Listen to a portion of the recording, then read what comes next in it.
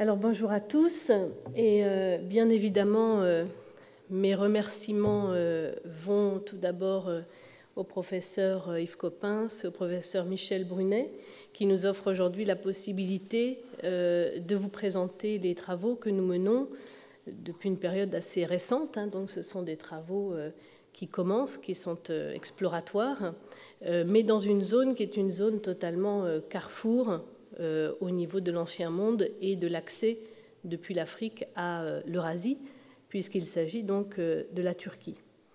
Alors je suis sensible aussi au fait que dans la salle, nous avons un diplomate de l'ambassade de Turquie à Paris, nous avons un mécène et des amis de la communauté turque à Paris qui sont également, eux, touchés par le fait de voir dans cette belle maison une fenêtre ouverte sur ce pays et sur les recherches que l'on y mène en coopération. Donc je suis le porte-parole ce matin de cette équipe qui comprend des chercheurs du Muséum national d'histoire naturelle à Paris, de l'Université d'Aix-Marseille, du centre du CEREJ à l'Europole de l'Arbois, et bien évidemment de collègues turcs de l'Université de Pamukkale à Denizli, de l'Université de Burdur et de l'Université d'Izmir.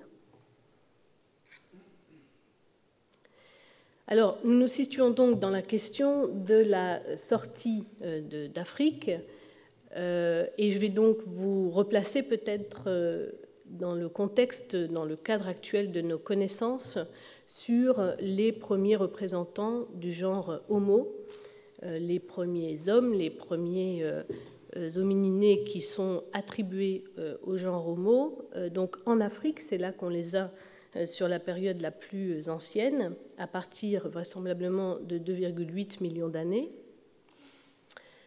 Donc en Afrique de l'Est essentiellement, en Afrique du Sud également. On distingue plusieurs espèces au sein de ce genre pour ces périodes anciennes, à savoir donc les Homo habilis à partir de 2,4 millions d'années, donc en Afrique de l'Est et du Sud, les Homo rudolfensis en Afrique de l'Est essentiellement pour l'instant, et les Homo ergaster dans la période donc, de temps est la plus récente puisqu'on les a jusqu'à au moins 1,45 million d'années. Alors, on distingue évidemment ces différentes espèces sur la base de leur répartition géographique, chronologique et bien évidemment sur les caractères anatomiques que je pense qu'à vue d'œil, vous arrivez à déjà observer des différences fondamentales entre le crâne et la face de ces premiers habilis, les rudolfensis qui ont cette face extrêmement plate qui les caractérise, et puis les ergaster ici, dont le volume endocrânien est déjà beaucoup plus important, étant autour de 800 à 1000 cm3. Alors, les premiers représentants donc, de ce genre Homo que l'on connaît aujourd'hui, les plus anciens que l'on connaît aujourd'hui en dehors de l'Afrique, vous les connaissez également, ce sont ceux qui proviennent donc, du site de Dmanisi, donc Dmanisi en Géorgie. C'est un site absolument exceptionnel qui livre donc dans un niveau de très nombreux restes humains, des restes de faune également et de l'industrie lithique associée. Donc daté à 1,77 million d'années, ce qui nous laisse à penser que cette expansion, cette dispersion des premiers hommes au-delà de l'Afrique, elle se fait sur une période de temps qui est certainement comprise entre 2,5 millions et 2 millions d'années, certainement 2 millions d'années, étant donné que le phénomène d'expansion qu'on peut suivre par les fossiles lorsqu'on les pointe sur la carte est très bien documenté à partir de 1,8 million, à commencer donc par ces fossiles de Dmanisi. très nombreux. Donc c'est un petit groupe, une paléopopulation qui est représentée, ce qui est assez exceptionnel dans le registre fossile. J'ai choisi cette illustration parce que justement elle vous montre les 5 crânes, les 4 mandibules qui ont été découvertes. Il y a beaucoup d'éléments du squelette aussi post-crânien, de façon à ce que vous puissiez apprécier comme ça, juste à vue d'œil, mais des différences morphologiques entre ces spécimens. Si vous regardez ce qu'on appelle le torus supraorbitaire, c'est-à-dire ce bourrelet osseux qui est au-dessus des orbites, vous voyez que sa proéminence, son développement sont un peu variés au sein de cette petite population. C'est ce qu'on appelle le dimorphisme, qu'on attribue donc souvent au sexe des individus, aux différences entre les mâles et les femelles, d'où le dimorphisme sexuel. Et à titre d'exemple aussi, je vous ai mentionné la capacité crânienne qui peut aller parmi ces individus entre 546 cm3 et 730. 546, 730, ça donne quand même un intervalle de variation qui est important pour une petite population. Alors vous imaginez que les discussions ont eu lieu entre les spécialistes sur l'attribution à une ou deux espèces, sur le fait de considérer qu'il s'agit d'une seule et même population, étant donné ce dimorphisme important qui est observé. Alors, en Asie insulaire et en Asie continentale, François Sema vient de vous le présenter très en détail. Ce qui est peut-être important de retenir, c'est qu'à une date assez précoce, j'ai mis 1,5 million, mais peut-être on pourrait le discuter, reculer un peu cette date. En tout cas, ça c'est pour l'Asie insulaire. Et sur la Chine, sur l'Asie continentale, on a beaucoup d'éléments maintenant autour du million d'années, voire un petit peu plus anciens que le million d'années. Donc, autrement dit, vous voyez, à peine les hominidés sont sortis d'Afrique autour d'1,8 million, comme on l'a dit, à Dmanisi, en Géorgie, qui sont déjà finalement présents en Asie du Sud-Est. Donc, on suit un phénomène d'expansion soit assez ancien, soit assez rapide, soit un peu des deux, mais en tout cas, on retrouve très vite ces homininés à l'extrémité orientale de l'ancien monde ici. Pour l'Europe, c'est un petit peu pareil. Il y a quelques années, on aurait enseigné que le peuplement de l'Europe ne dépassait pas 500 000 ans. Maintenant, force est de constater, notamment avec les sites espagnols du sud, celui de Barranco León, ou un peu plus au nord, les sites d'Atapuerca, et dont le plus ancien d'entre eux est celui de la Cima de Elefante, remonte à 1,2 million. Donc force est de constater que ce peuplement est très ancien, et vous le voyez, quasiment aussi ancien que ce que l'on a pour l'Asie. Donc encore une fois, un phénomène d'expansion assez rapide. Alors, le fossile de Kocabaş dont je vais vous parler maintenant, c'est donc ce fossile qu'on a découvert en Turquie et sur lequel on a travaillé ces dernières années. De ce fait, il se place bien au carrefour de ce vaste territoire entre donc les premiers Homo africains, les premiers trouvés en dehors de l'Afrique, donc en Géorgie, ces fossiles d'Asie insulaire et continentale, et puis ces premiers Européens. On est tout à fait, puisque ce fossile a pu être attribué à un intervalle de temps compris entre 1,6 million et 1,2 million. On est complètement sur cette question de la sortie d'Afrique à une période où on a déjà une documentation abondante pour l'Eurasie. Du fait de sa position carrefour, il est attendu, bien sûr, que la Turquie peut livrer des fossiles clés, des sites clés pour la compréhension de ce mécanisme de diffusion. Alors paradoxalement, finalement, peu de fossiles sont connus en Turquie. Je vous ai placé sur la carte donc, le site de Kocabaş dans le bassin de Denizli, donc entre 1,6 million et 1,2 million. Finalement, à proximité, donc en Géorgie, on a parlé des fossiles de Dmanisi à 1,77 million, 1,8 million. En Syrie également, il y a cet os pariétal des sites qui sont d'immenses séquences qui ont livré énormément d'industries lithiques notamment, qui sont des séquences bien connues. Et ce fossile a pu être attribué à une période de temps autour de 500 000 ans. Donc vous voyez qu'on est beaucoup plus sur une période beaucoup plus récente. De même pour la grotte de Caraïne, à Caraïne, donc pas loin d'Antalya, il y a une série de grottes. La grotte de Caraïne, a livré une séquence importante et avec des restes humains, une petite vingtaine de restes humains. La datation n'est pas encore très précise, on pourrait être peut-être un maximum de 300 000 ans, mais donc on est toujours sur une période de temps par rapport aux fossiles de Kodjabash, qui est une période de temps beaucoup plus récente, et avec des problématiques en termes de paléanthropologie qui sont plutôt liées à Néandertal, Heidelbergensis, les derniers Erectus, plutôt qu'à ces premiers homininés que l'on découvre en dehors de l'Afrique. Alors voilà un peu l'histoire de la découverte de ce crâne de Kodjabash. Alors, il faut bien considérer le contexte. Je vous ai mis cette photo parce que, forcément, elle vous rappelle, j'imagine, des souvenirs dans le sens où il s'agit du site de Pamukkale, qui est un site mondialement connu pour cette formation, justement, des travertins. C'est-à-dire qu'on a, à cet endroit-là, par les histoires de failles tectoniques, on a une remontée d'eau un petit peu tiède qui, arrivé à la surface, va précipiter et former ces espèces de petites piscines qui vont progressivement cannibaliser le massif et piéger à l'intérieur, piéger donc les fossiles, enfin les éléments, les êtres, les animaux ou les hommes qui sont donc de passage autour de ces formations. Donc ça, c'est le site bien connu et qui est classé aujourd'hui au patrimoine mondial de l'UNESCO. Nous travaillons bien sûr sur la partie fossile, mais qui donc, dans le temps, a fonctionné exactement de la même façon. Et donc les travertins fossiles se présentent sous cet aspect-là.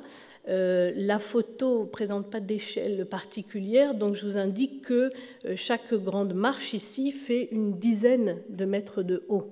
Donc là, vous êtes sur vraiment une séquence très haute de plus de 50 mètres de haut pour cette partie supérieure des travertins.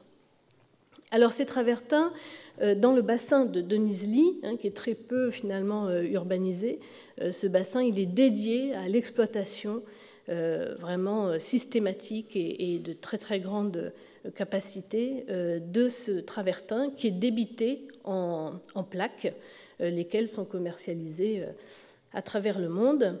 Et c'est donc sous cette forme de plaques que l'on découvre les fossiles qui sont compris dans ce niveau supérieur de travertin. Donc pour le petit crâne qui a été découvert par notre collègue Mehmet Cihatalcicek, il s'agit ici de quelques fragments qui ont été littéralement tranchés par les lames des machines qui débitent ce travertin et qui donc appartenaient à une dalle, à une plaque de 3,5 cm d'épaisseur. Donc peut-être que ce crâne était complet, mais finalement nous n'en avons récupéré qu'une tranche, qu'une partie. C'est grâce donc au passage régulier de notre collègue qui visite ces fabriques les unes après les autres très régulièrement, qui aussi finalement incite les directeurs de ces fabriques à faire attention à ces fossiles, à les mettre de côté. C'est quelque chose qui commence à prendre, donc on constitue maintenant des collections assez importantes qui sont quasiment systématiquement envoyées au musée universitaire d'Izmir. Mais donc c'est aussi un matériau un petit peu particulier dont il faut du coup se satisfaire et tirer le maximum. Alors juste pour vous donner une idée, justement, ces travertins permettent une conservation exceptionnelle de différents éléments, à la fois végétaux ici, des crabes très souvent parce qu'ils viennent muer en fait dans les petites anfractuosités du travertin et donc ils laissent leur mue, laquelle va donc minéraliser. Donc on a très très régulièrement des fossiles de crabes qui sont très très bien préservés et qui ont du succès, donc qui sont souvent mis de côté. Ici, la carapace les plaques dermiques d'une tortue, ou alors, vous voyez ici un maxillaire de cheval. Donc là aussi, il faut que les paléontologues apprennent à travailler sur ces coupes d'ossements qui ne passent pas toujours au bon endroit, qui ne sont pas toujours perpendiculaires. Donc il faut travailler sur ce matériel particulier, mais également exceptionnel, parce qu'il livre, encore une fois, une information qui, d'un point de vue de la paléobiodiversité, est extrêmement complète. Alors justement, comment est-ce qu'on a réussi à donner une attribution chronologique à ce travertin supérieur, dont je vous parle depuis tout à l'heure, parce que finalement, on a deux niveaux, le travertin supérieur ici et le travertin inférieur sur la partie basse. Seul le travertin supérieur ici, qui est très poreux, conserve des fossiles. Donc nous avons l'assurance que les fossiles sur lesquels nous travaillons proviennent de ce niveau supérieur, lequel est coiffé donc par un conglomérat ici fluviatile, et à la base de ce travertin supérieur, nous avons également un conglomérat fluviatile, ce qui a permis l'application de la méthode de datation des nucléides cosmogéniques aluminium-beryllium sur les galets de quartz, et ce qui a donné des dates d'enfouissement pour ces galets à 1,6 million d'années donc pour le niveau fluviatile inférieur et 1,12 million d'années pour le niveau fluviatile supérieur. On a couplé cela avec les données paléomagnétiques et les événements paléomagnétiques que l'on a pu identifier dans la séquence, dont celui qui est à la base du niveau fluviatile, qui pourrait être attribué au Cobb Mountain, qui est daté à 1,22 million d'années. Et bien évidemment, ce qui reste aussi une information précieuse et consistante, c'est la biochronologie, c'est-à-dire l'étude des faunes, des animaux, de leur degré évolutif, qui nous permet d'avoir un intervalle de temps qui concorde bien, du coup, avec ces données de datation physique qui ont été appliquées sur ce site, et donc qui proposent un intervalle entre 1,6 et finalement 1,2 million d'années. Je ne vais pas vous présenter les faunes en détail, c'est Nicolas Boulbe de l'Université de Perpignan qui les étudie, mais je vais vous présenter quelques taxons qui sont justement un peu des fossiles directeurs, qui sont marqueurs chronologiquement et qui nous ont donc aidés à établir ce cadre chronostratigraphique. D'abord le cheval. Vous avez ici le cheval de Nisley qui finalement tombe dans le nuage de points des chevaux Equus altidens ou Equus mygdoniensis, donc qui peut être attribué à l'un ou à l'autre. Nicolas a plutôt penché avec ses collègues sur l'espèce altidens, donc là on est sur la base de l'étude du métatarse. Donc on n'est pas encore sur ce qu'il appelle les vrais chevaux cabalins, donc on doit être sur une période plus ancienne que 700 000 ans. C'est déjà une première information. Ensuite, on a du Paléotragus, qui est un animal qui, en tout cas dans la région, a l'air de s'éteindre autour de 1,2 million d'années, qui devait ressembler à cette illustration et être assez proche de l'ocapi actuel, dont vous avez donc ici un ossicône. Et donc avec ce Paléotragus qui disparaît à 1,2 million d'années, on sait qu'on est sur une période de temps plus ancienne. Et puis enfin, on a aussi de l'Archidiscodon Mammutus meridionalis meridionalis, sous-espèce meridionalis. Donc là encore, sur le nombre de lames dentaires et puis sur l'épaisseur de l'émail, on a pu montrer la grande proximité entre les spécimens de Denizli et ceux du Val d'Arnaud, qui sont en fait les spécimens types de cette sous-espèce et qui sont bien datés à 1,4 million d'années. Donc vous voyez qu'entre 1,2 et 1,4 million d'années, on est en concordance avec ce que la faune propose comme période de temps. Alors, pour le fossile qui nous intéresse ce matin, proprement dit, voici donc les trois fragments qui le constituent. Il s'agit d'un jeune adulte Donc les sutures crâniennes ne sont pas totalement fermées, pas totalement synostosées, ce qui fait qu'avec l'histoire de sa fossilisation et de sa découverte, les sutures se sont réouvertes. C'est pour ça que nous sommes en présence donc de 3 fragments qui ne sont pas conservés en connexion anatomique, si ce n'est la connexion entre le pariétal et le frontal à gauche. Nous avons donc proposé une reconstitution en utilisant donc le scanner médical et l'imagerie 3D, en replaçant les os pariétaux, donc le droit et gauche ici, en connexion anatomique, tout en restant dans le volume de ce fossile, c'est-à-dire volume déterminé par les lames des machines qui ont laissé leur empreinte sur la face inférieure et supérieure des fossiles. Donc on a la garantie d'être dans le volume initial en appliquant cette contrainte, de façon à replacer les os pariétaux en connexion anatomique. Ensuite, comme l'orbite, la partie droite de l'orbite est assez bien préservée, on a fait une image miroir pour avoir un étage orbitaire qui soit plus complet. Alors là, c'est un peu arbitraire, puisque ça impose une symétrie stricte qui n'est pas naturelle.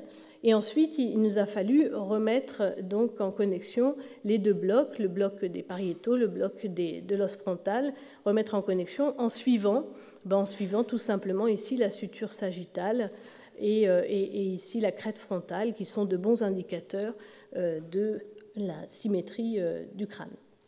Voilà donc la reconstitution qui est proposée, et vous voyez que nous sommes sur un spécimen de petite taille qui présente en effet ce bourrelet susorbitaire, ce torus supraorbitaire assez développé, pas totalement rectiligne, comme on peut le voir sur certaines formes anciennes, mais avec déjà une petite obliquité de ce torus dans ses parties latérales, avec ce qu'on appelle ici un sillon supraorbitaire, donc juste à l'arrière un petit creusement juste à l'arrière de ce bourrelet, et puis une constriction, une espèce de pincement ici derrière les orbites, une constriction post-orbitaire qui est toutefois marquée.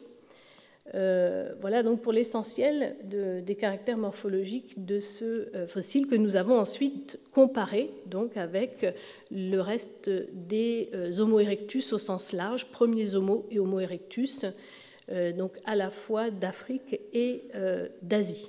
Parce que finalement, la question par rapport à ce fossile en Turquie, c'est est-ce qu'il a plus d'affinité avec les fossiles asiatiques ou est-ce qu'il a plus d'affinité avec les fossiles africains, de façon à essayer de le positionner dans cette histoire des dispersions humaines en dehors de l'Afrique. Alors, par exemple, sur la largeur frontale maximale, on voit que le fossile de Kodjabash est très semblable avec ce qu'on peut appeler les Homo erectus africains, Homo erectus africains ici, autour de 1 million, 1,5 million, et puis avec les spécimens les plus larges de Dmanisi. Il n'est pas très éloigné non plus des Homo ergaster, donc tout ça c'est la sphère africaine à laquelle il semble se rapprocher pour cette donnée métrique. À l'inverse, sur les fossiles asiatiques, la largeur est un petit peu plus importante.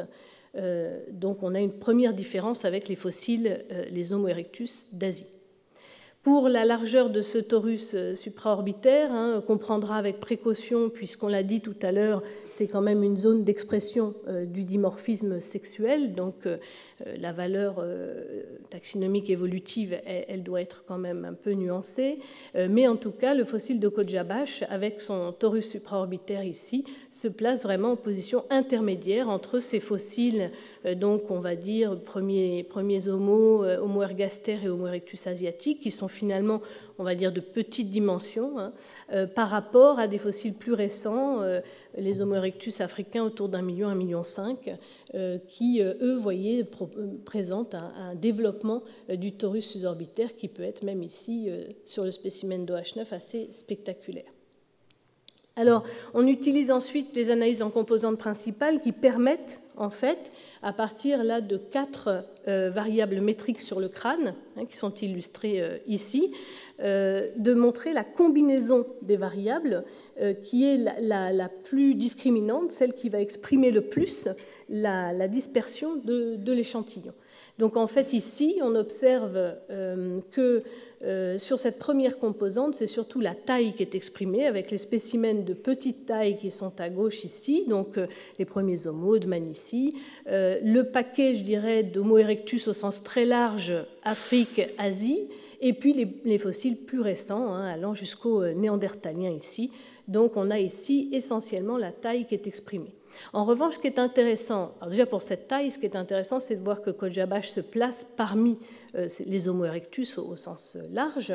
Et ensuite, ce qui est intéressant, c'est l'axe 2, parce que lui, il discrimine surtout par rapport à la longueur de l'os frontal. Et là, on voit que le fossile de Kodjabash est plus proche des Homo ergaster, des Homo erectus récents d'Afrique, que des Homo erectus asiatiques qui semblent donc présenter une longueur de l'os frontal un petit peu plus importante. Donc, à nouveau, une distinction entre Kodjabash et les fossiles d'Homo erectus d'Asie. Ensuite, sur l'axe 4, c'est la même analyse, mais sur l'axe 4, c'est justement cette largeur du torus supraorbitaire qui s'exprime. Donc, je vous ai dit tout à l'heure que OH9 est un des spécimens qui a un torus le plus large, le plus développé. Donc, c'est lui qui va tirer vers le haut ce nuage de points, finalement. Et Kodjabash se retrouve parmi les ergastères africains, donc toujours à proximité des Africains, alors que les fossiles de Choukoutienne, de Nankin, vont se trouver dans cette partie-là de l'axe. Donc, on a une séparation avec ces fossiles d'Asie. Alors, pour finir sur les études anthropologiques, nous avons mené avec Sandrine Pratt une analyse cladistique. Alors, la cladistique, ce qui est intéressant, c'est qu'elle vous propose de coder les caractères morphologiques et métriques, et ensuite, elle va ne prendre en considération dans son analyse que les caractères dérivés, nouveaux, les caractères dérivés qui vont être partagés par différents taxons. Alors en l'occurrence ici, ce ne sont pas des taxons, mais ce sont des spécimens qui sont au bout des branches de cette analyse. Ce qui permet donc en fait de se différencier, ou d'avoir une information complémentaire par rapport à d'autres analyses que je vous ai montrées précédemment et qui finalement vous montrent ce qui ressemble le plus et regroupe les spécimens en fonction de leur ressemblance globale prioritairement. Avec la cladistique, on va pouvoir en fait distinguer ces caractères finalement primitifs qui peuvent appartenir à un fond commun domininé et ces caractères donc dérivés qui eux sont informatifs d'un point de vue évolutif lorsqu'ils sont partagés donc par plusieurs individus. Alors sur cette analyse, qu'est-ce qu'on observe? Alors une première remarque, c'est qu'on a ici deux clades avec d'un côté donc les Homo erectus asiatiques et de l'autre ici les Homo erectus africains. Donc on a quand même la capacité avec cette analyse de distinguer les Africains des Asiatiques. Deuxième remarque, on note que les fossiles de Manici se placent du côté des Homo erectus asiatiques et que le fossile de Kodjabash se place du côté des Homo erectus africains. Donc voilà un complément de réponse à notre question qui montre que finalement on a des histoires évolutives un petit peu différentes, notamment entre Kodjabash et Dmanisi, qui, vous vous souvenez, sont sur un territoire assez proche, même si dans le temps, ils sont quand même un petit peu éloignés. Ils restent sur cette période du Pléistocène inférieur.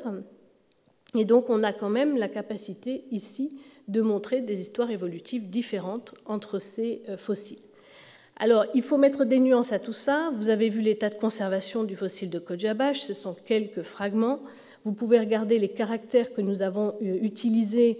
Et il y a par exemple un caractère qui est déterminant ici, puisqu'il est donc sur ce nœud qui va distinguer Kodjabash ainsi que les fossiles africains Homo erectus qui sont datés autour d'1 million d'années. des autres Africains plus anciens dits Homo ergaster. Et ce caractère, il est assez discriminant, mais il s'agit finalement des lignes temporales qui sont séparées sur l'os pariétal. Donc c'est un caractère qui est lié finalement à l'insertion musculaire, voire à l'activité musculaire. Et donc c'est un caractère sur lequel on peut discuter par rapport à sa pertinence en termes évolutifs. Ensuite, vous aurez certainement observé qu'on a des caractères qui apparaissent à différents endroits des branches. Par exemple, le numéro 11 ici, qui correspond à la constriction postorbitaire, ce que je vous ai indiqué comme étant ce rétrécissement derrière les orbites, et qui va être modéré, donc moins marqué, sur le fossile de Kodjabash, donc il apparaît ici, et puis également moins marqué sur les fossiles Homo erectus continentaux et insulaires. Donc là, typiquement, on a un caractère qui finalement se met en place par convergence évolutive, dont le poids dans l'analyse ici ne permet pas le rapprochement entre ces individus s'agissant d'une évolution par convergence, d'une évolution parallèle. Alors, la question qu'on s'est posée ensuite, on va sortir un petit peu de l'anthropologie au sens strict, c'est donc ce fossile de Kodjabash, dont on connaît maintenant les affinités avec les fossiles africains, les petites différences avec Dmanisi et les fossiles asiatiques, ce qui nous indique qu'on est sans doute sur une vague de peuplement différente.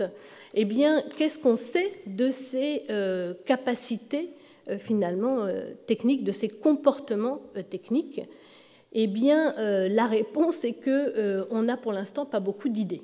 On a le cadre général, c'est-à-dire qu'on connaît cette première innovation technologique que représente l'oldowayen ou le mode 1, tel qu'on peut l'appeler, que l'on connaît dès 2,6 millions d'années en Afrique de l'Est, et qui va se retrouver, donc cette culture de galets aménagés et de nombreux éclats, va se retrouver donc assez vite, autour de 2 millions d'années, dans le reste de l'Asie, et autour de 1,4 million d'années au minimum ici en Europe, avec le site de Pyronore par exemple.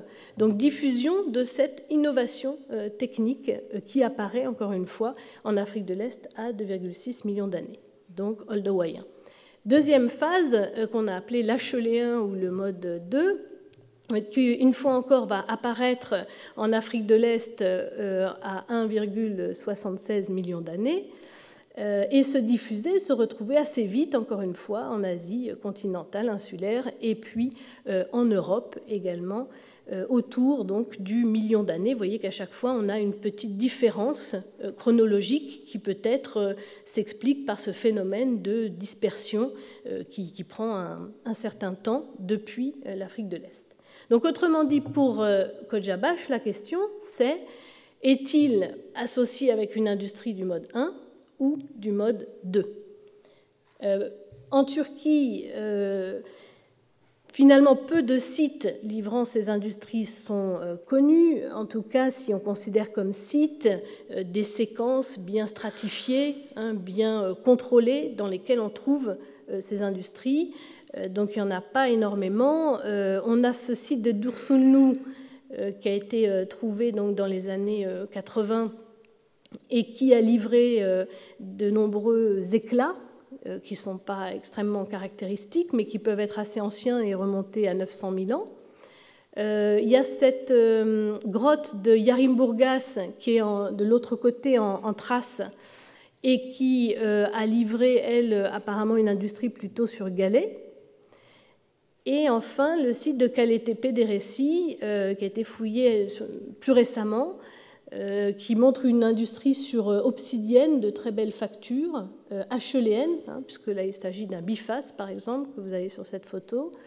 Et donc on est ici sur le mode 2, mais à une période de temps qui n'est pas non plus très bien calée dans la stratigraphie. Donc très peu d'éléments. Alors finalement, nous avons décidé de partir sur le terrain, faire des prospections archéologiques de façon à pouvoir mettre au jour des industries d'une période de temps entre 1,2 et 1,6 million d'années, qui pourrait donc être contemporaine de ce fossile de Kodjabash, pour lequel nous n'avons pas donc d'industrie qui soit directement ou strictement associée. Alors voilà la petite équipe que nous avons formée en septembre dernier, 2017, qui est dirigée donc par le docteur Ahmet Ishan Aytek de l'université de Burdur, et donc qui nous a permis de récolter dans ce secteur qui est le bassin de Denizli, avec ici le site de Kodjabash, qui nous a permis de récolter 37 industries. Je vous ai mis quelques exemples, mais de photos prises vraiment rapidement sur le terrain. L'étude est en cours. Mais déjà, Marie-Hélène Moncel, qui étudie ces industries, a pu nous dire que ces 37 éléments, finalement, correspondent à de nombreux éclats, quelques nucléus, donc principalement sur quartz, silex et chert, qu'il y a une homogénéité en termes de stratégie technique, que les éclats sont issus d'un débitage unifacial basique et aussi donc centripète, et que tout cela documente une phase de plein débitage. Donc l'ensemble, sans compter vraiment de pièces qui soient vraiment discriminantes, mais peut relever tout à fait du paléolithique inférieur ou moyen. Donc voilà, c'est très modeste comme contribution, mais c'est le début de nos prospections. Comme vous l'avez compris, à l'occasion notamment de ce colloque, sont des recherches qui, sur le terrain, prennent du temps. Donc il va nous falloir un petit peu de temps pour augmenter cette documentation, mais donc c'est en bonne voie, et c'est une des façons pour répondre à la question du mode des industries associées à ce fossile de Kodjabash. Alors, pour terminer, un dernier projet que j'aimerais citer, auquel nous sommes associés, c'est celui que mène Valérie Andrieux-Ponel de l'Université d'Aix-Marseille sur le lac d'Achigel. Vous le voyez sur la carte ici, ce lac d'Achigel. Vous voyez toujours le village de Kodjabash qui est mentionné. Donc, c'est pas loin, c'est à proximité, quelques quarantaine de kilomètres. Et dans ce lac, on a pu réaliser des carottages avec notre collègue turc, donc Mehmet Cihat Alçiçek. Et vous voyez qu'on a plusieurs carottes. Ici, on en a 3. Et celle-ci, la carotte B3, elle descend quand même à 600 mètres de profondeur. Donc c'est un carottage qui a été fait sur 600 mètres d'épaisseur et qui aurait pu être encore un peu plus puissant, descendre plus profondément. C'est un projet qu'on va réaliser prochainement, de carotter un petit peu plus profondément ces sédiments. Pourquoi ? Parce que l'enregistrement dans ces niveaux lacustres est un enregistrement extrêmement précis et extrêmement continu. Et donc, de pouvoir effectuer des comparaisons entre cette archive sédimentaire, qui, vous le voyez ici, peut remonter jusque presque au début du Pléistocène, on est à 2,5 millions d'années à peu près, est précieux, encore une fois, pour repositionner cet homme de Kodjabash dans son environnement, dans son paléobiotope. Et déjà, une analyse un petit peu rapide, mais exploratoire, qu'a menée Valérie sur les pollens préservés dans cette séquence, permettent de distinguer, pour la période de temps qui nous intéresse, donc entre 1,6 million et 1,2 million, permettent, vous voyez ici, de distinguer 1,6, 1,2 sur les variations climatiques de cette période de 400 000 ans qui est préservée dans cette carotte, de considérer donc des milieux différents qui peuvent être plus ou moins humides, plus ou moins ouverts. Donc c'est une donnée fine à laquelle on accède et qu'on va pouvoir intégrer dans nos réflexions plus globales. D'une part, par rapport au positionnement de nos fossiles dans cette séquence entre 1,2 million et 1,6 million. On aimerait réduire cet intervalle de temps ou réussir à identifier si, dans ces travertins supérieurs, on a différentes séquence des différents dépôts à bien individualiser. Donc ça, c'est l'objectif. Et avec ce type de données paléo-environnementales, couplées, vous avez vu, aux données paléo-environnementales du bassin de Denizli, de ces travertins qui conservent très bien les éléments, on va pouvoir avoir une réflexion justement sur les interactions entre l'homme et son environnement, et avec ses ressources, les ressources de cet environnement, la façon dont il les a gérées. Donc c'est une question qui va pouvoir s'étoffer dans les années à venir grâce à cette collaboration et à ce travail sur le lac d'Achigel à proximité. Voilà, je voulais juste remercier l'ensemble de nos partenaires, de nos sponsors, et puis le programme qui est un programme PIX du CNRS qui s'arrête en fin d'année, 2016-2018, mais qui s'est appelé First Homo in Turkey, et qui nous a permis de réaliser l'essentiel de nos travaux ces dernières années. Donc j'espère revenir prochainement avec des nouvelles fraîches du terrain et plus denses encore que ce que j'ai pu vous proposer aujourd'hui. Je vous remercie pour votre attention.